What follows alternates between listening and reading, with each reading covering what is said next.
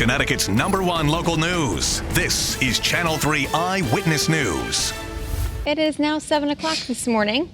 Here are some of the top stories that we are following for you. It has been a chaotic holiday weekend for travelers flying on the Southwest Airlines. So the carrier canceled hundreds of flights all across the country and left many travelers wanting answers. Channel 3 Eyewitness News reporter A. Galel has all the details.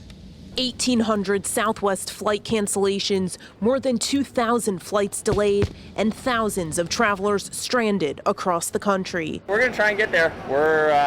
When, I don't know. Southwest blames air traffic control and weather-related challenges. The FAA says issues related to traffic controller staffing only happened for a few hours Friday night and continued scheduling challenges for some airlines because of aircraft and crews being out of place. I was told there may be a crew issue, basically. There's been speculation about a pilot walkout after Southwest issued a vaccine mandate for employees last week. But the Southwest Airlines Pilots Association says that's not the case.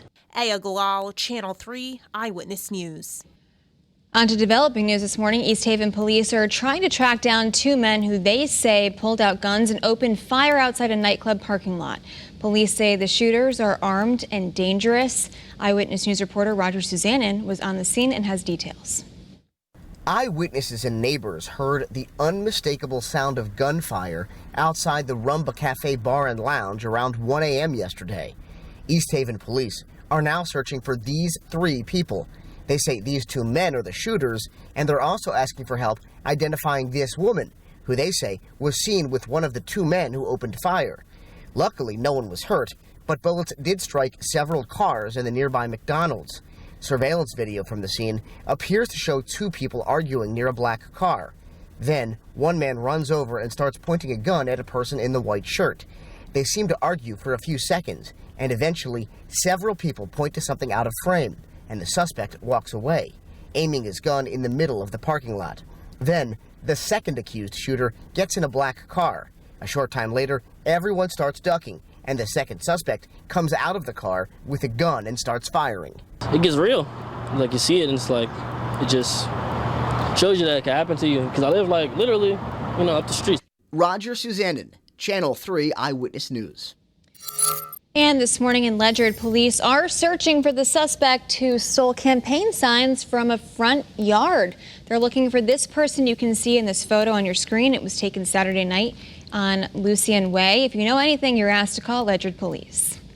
And we're learning more about the state employees who lost their jobs after not complying with the vaccine and testing mandate. Officials say 12 newly hired employees refused to comply and will not be coming back to work.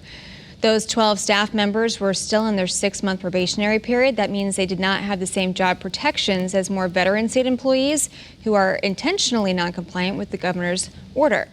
The governor says about 1,000 employees are not in compliance with the vaccine mandates. Officials say they expect that number to go down as more people complete their paperwork. All right, 7:03. Hi, everybody. Good morning. We are taking a look at our Channel 3 early warning dual pole radar that is scanning dry. There was a little mist this morning much earlier, but that seems to have dried up. So we do have a little bit of fog out there. I'll show you that in just a second. Typical overnight low 44. It's 63 degrees out there in parts of the state. 44, it's 63. That is 2 degrees away from our normal high. The record 85 set back in 1949. We're not going to get there, but the temperatures are going to be above average today. And we certainly didn't see 25 degrees this morning set back in 1956. Could you imagine 25 degrees? No, thank you. All right, 57 degrees in Litchfield right now, 59 in Norwich, 61 in Old Saybrook, and 59 in East Hartford. 2 points are rivaling those temperatures, so there's a little bit of humidity in the air. Now, it looks fine, according to this map, but with the exception of Waterbury at the Oxford Airport, we have 4 miles of visibility there, but I'm going to show you some iCams in just a second that disprove that, so just be careful. Mostly cloudy to start. Temperatures again in the upper 50s and low 60s. Your dew points are in the upper 50s, some low 60s out there, so rivaling those temperatures, a little bit of moisture in the air, and the winds are out of the northeast, anywhere from 8 to 12 miles an hour. Now, the water is going to get pushed into the Long Island Sound today with that northeasterly breeze, and we have normally higher astronomical tides.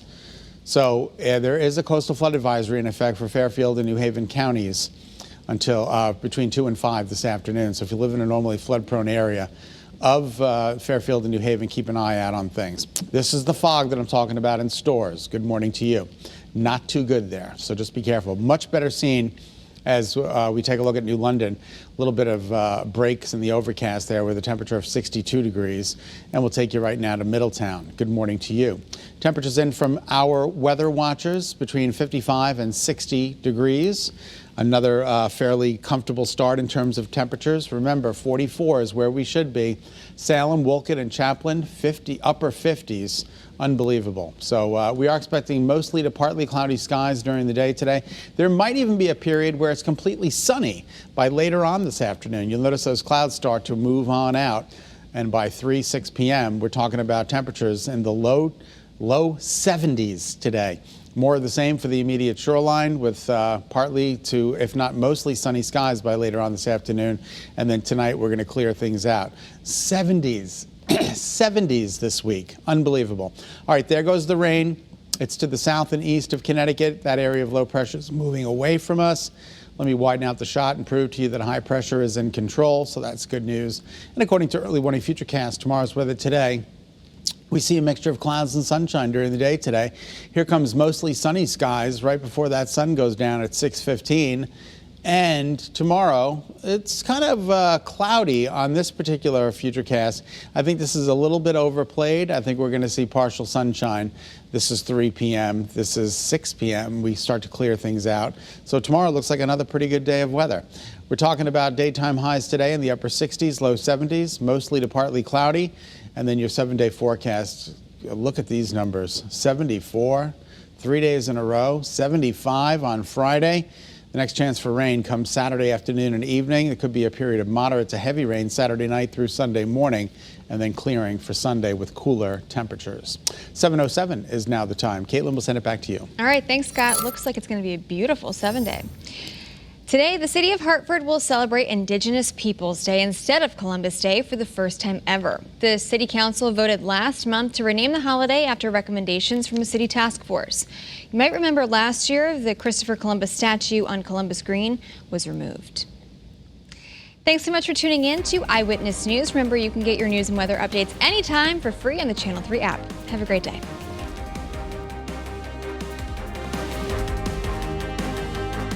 Thanks for watching Channel 3 Eyewitness News. Watch us live wherever you are on our mobile, on our streaming news app. And you can also watch us on Roku, Apple TV, and Fire TV.